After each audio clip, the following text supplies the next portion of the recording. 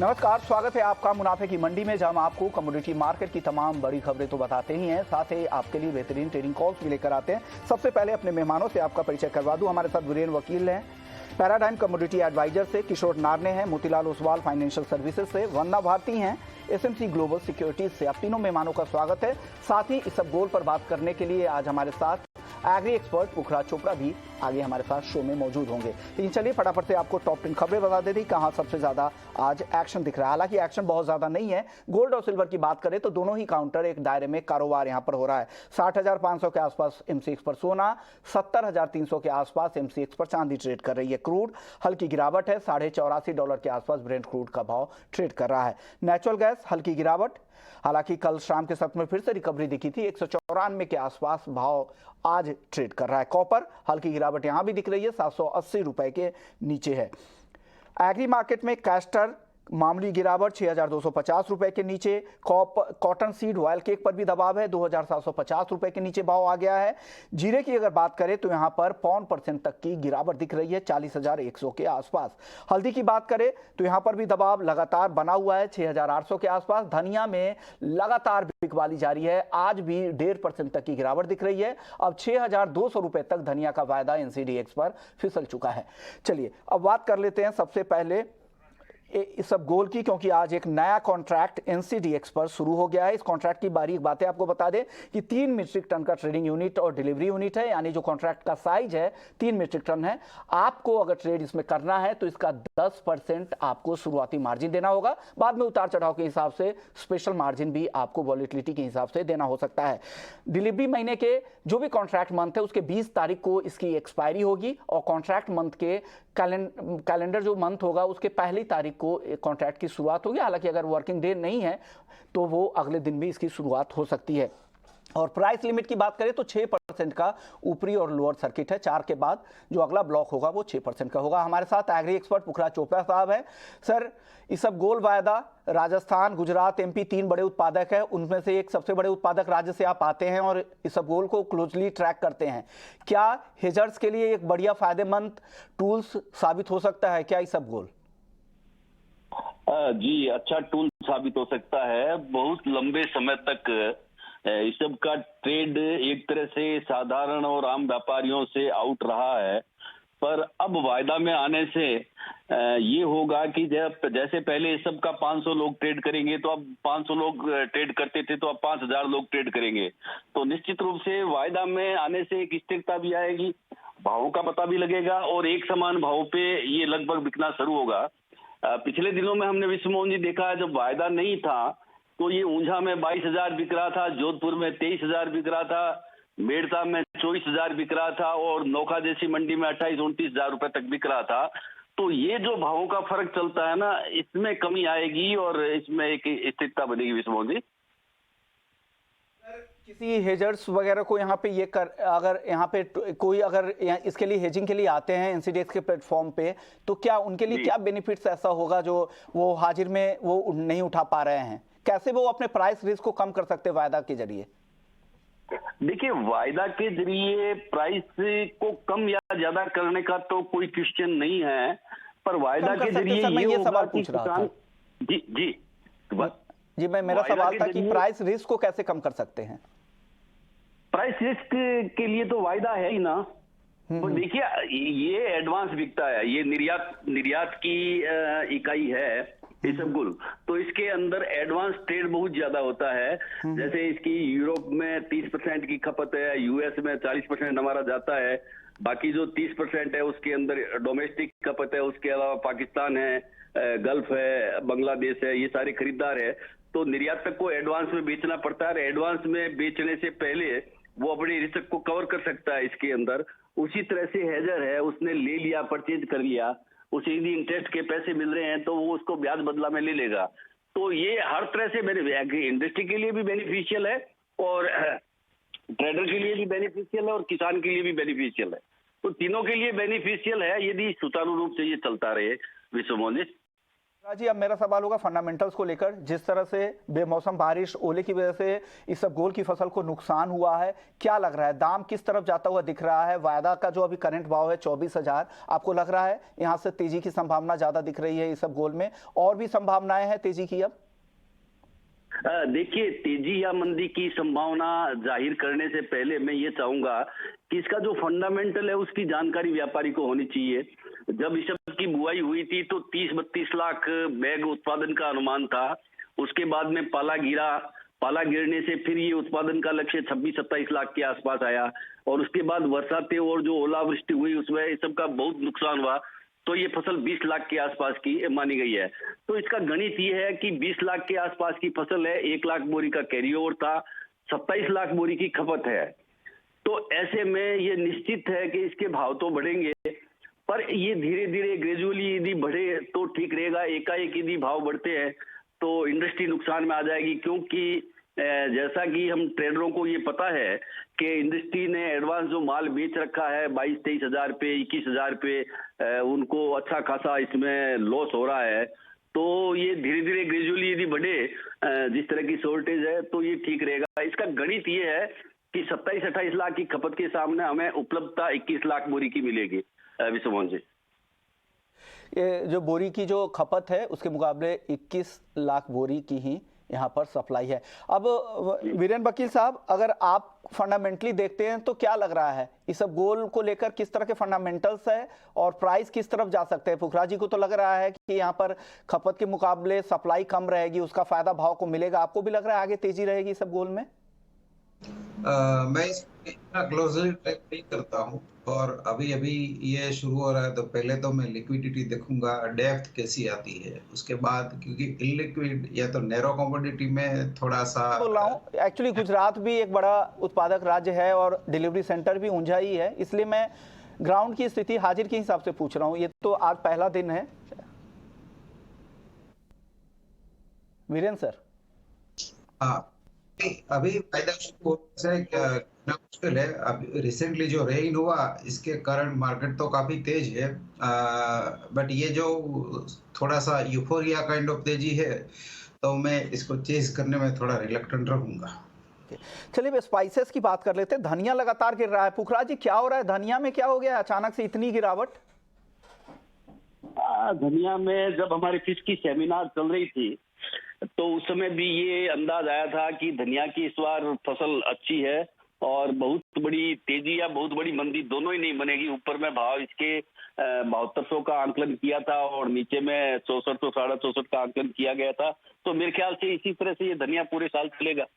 जी शुक्रिया पुखराज जी, आपने वक्त निकाला हमारे लिए। वंदना जी, आपको कोरिएंडर का भाव क्या लग रहा है? क्या यहाँ से खरीदारी करनी चाहिए? जिस तरह की गिरावट, एक तरफा गिरावट दिख रही है धनिया में, 6200 पे आ गया है, यहाँ से बाइंग बनती है क्या धनिया में? विश्वमोहन जी, मैं यहाँ पे थोड़ा और करेक्शन का वेट करूंगी। मुझे लग रहा है कि अराइवल का जो प्रेशर है, स्टॉक्स का जो प्रेशर है यहाँ पे बना हुआ, वो अभी रहेगा कंटिन्यू, और लिवाली इतनी ज्यादा फिलहाल तो नहीं दिख रही है। तो मेरे ख्याल से अभी प्राइसेस नीचे की तरफ थोड़ा सा मूव होंगे, और मुझे लग रहा है कि मे कॉन्ट्रैक्ट की अगर बात करूँ तो 6050 तक मुझे लग रहा है प्राइसेस नीचे की तरफ आएंगे। वो एक बढ़िया लेवल रहेगा जहाँ पे कि आप बाइंग की सलाह मैं देना चाहूंगी। जीरा और धनिया को लेकर आपका आउटलुक क्या है वीरेंद्र सर? जीरा अभी भी काफी मजबूत है। अब धनिया में अराइवल काफी है। कल तो गोंडल यार्ड जो हमारी बड़ी मंडी है वहाँ रिकॉर्ड अराइवल थी, ऑलमोस्ट 2 लाख बैग की। तो ये अभी भी थोड़ा प्रेशर में है, बट ज्यादातर क्वालिटी, थोड़ी कमजोर क्वालिटी जो आ रही है उसका प्रेशर जो थोड़ा ज्यादा लग रहा है। नॉन एग्री मार्केट का रुख करते हैं। शुक्रिया पुखराज सर, आपने वक्त निकाला हमारे लिए। अब नॉन एग्री मार्केट की बात कर लेते हैं। गोल्ड और सिल्वर हालांकि दायरे में कारोबार हो रहा है। किशोर जी क्या लग रहा है, गोल्ड और सिल्वर सुस्ती तो दिख रही है, क्या दिन के दौरान शाम के सत्र में क्या वापस से एक्शन यहाँ पे दिखेगा, अच्छी तेजी दिखेगी? किस साइड का ट्रेड लेना चाहिए गोल्ड सिल्वर में? Good morning Vishwamohan. यहाँ पे जैसा आपने बताया कि मार्केट रेंज बाउंड में है, हालांकि फेड का निर्णय के लिए वेट करेगा।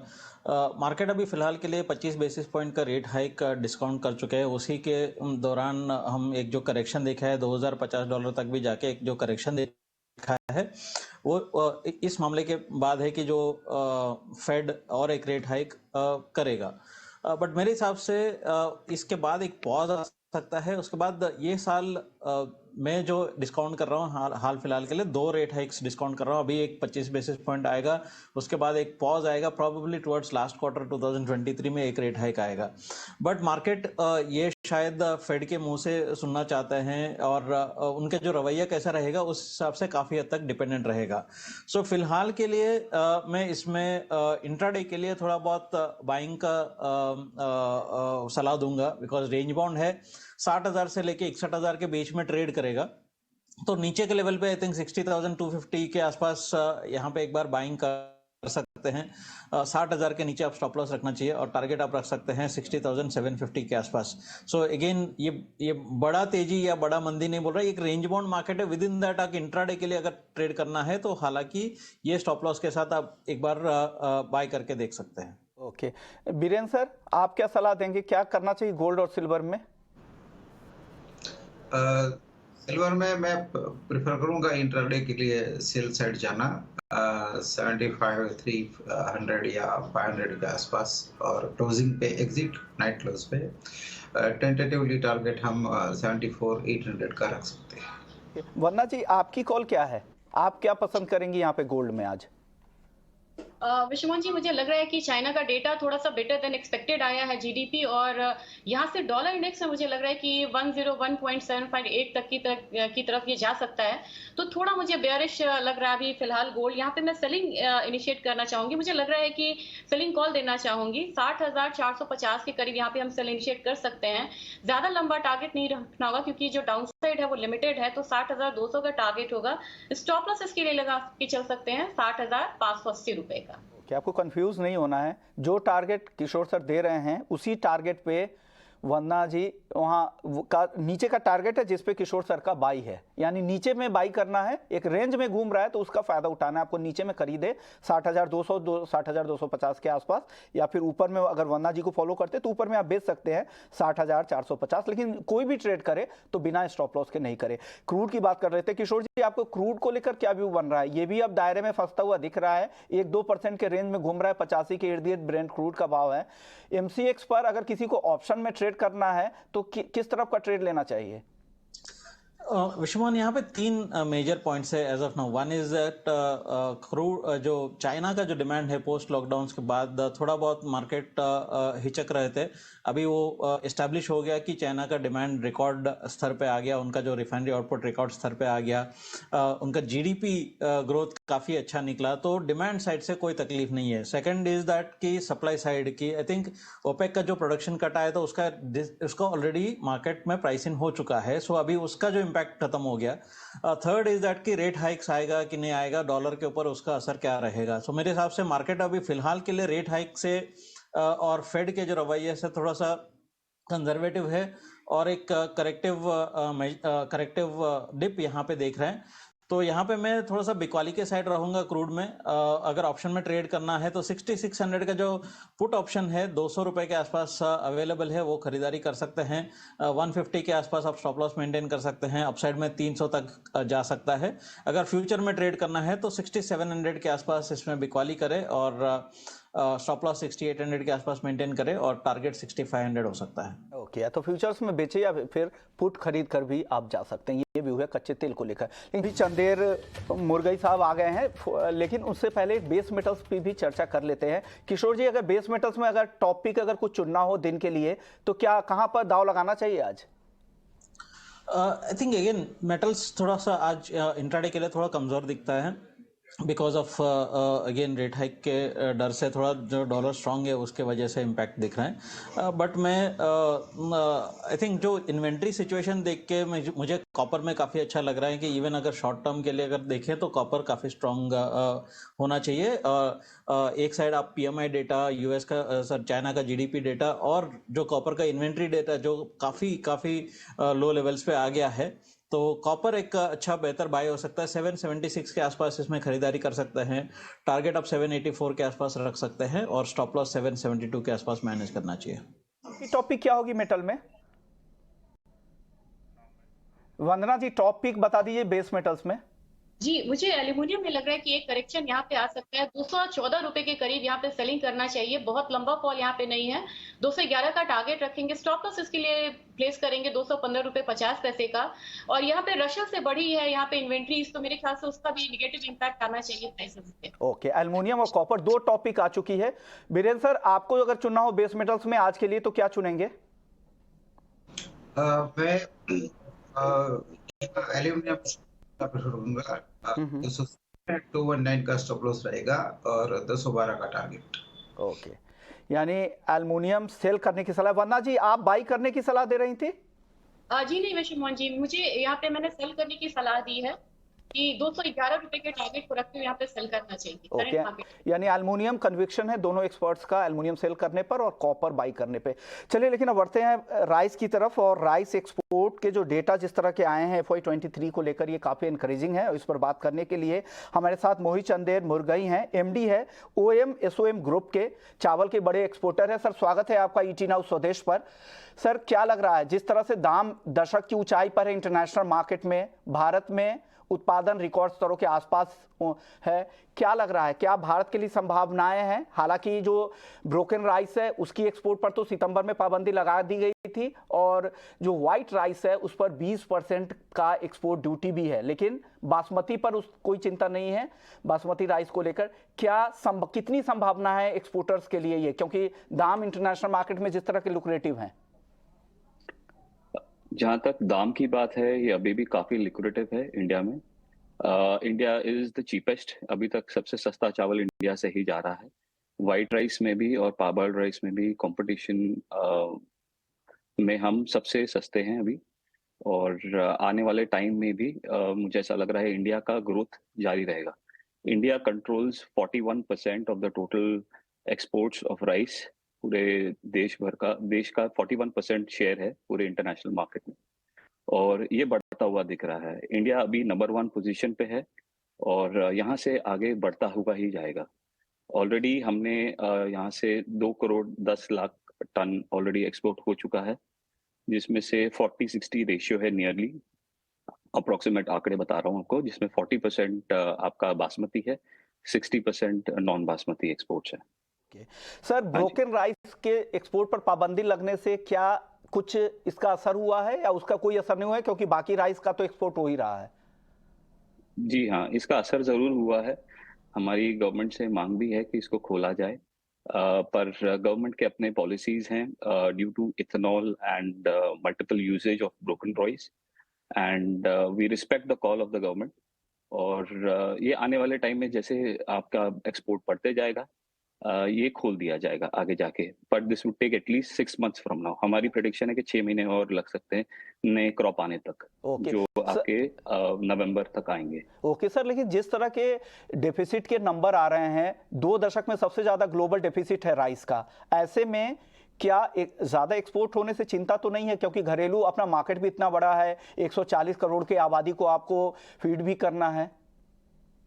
हमारे गवर्नमेंट में एक बहुत अच्छा सिस्टम है FCI का, जहाँ पे हमारा बहुत बफर स्टॉक गवर्नमेंट क्रिएट करती है, जो खेडूत के लिए भी और हमारे लिए भी बहुत लाभदायक रहता है। जो एक बफर स्टॉक क्रिएट करता है, और गवर्नमेंट की जो पॉलिसी है जिसमें गवर्नमेंट फ्री अनाज, गेहूं और चावल दिया जा रहा है, उससे हमारे यहाँ पे शॉक आने का कोई संभावना नहीं है। It is absolutely safe and we are in a good space.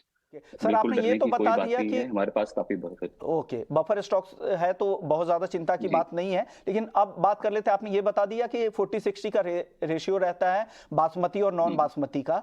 कौन कौन से ऐसे रीजन है जहां पर सबसे ज्यादा एक्सपोर्ट होता है राइस का यहाँ से, भारत से? मेनली जो जाता है सबसे ज्यादा है नेपाल, बांग्लादेश एंड अफ्रीका, जो है यहाँ के मेन मार्केट्स। हमारे रेगुलर मार्केट्स जो हैं East Africa, West Africa, South Africa, North Africa भी थोड़ा बहुत जाता है। आपका बांग्लादेश और नेपाल आपके काफी हैवी बाइंग करते हैं।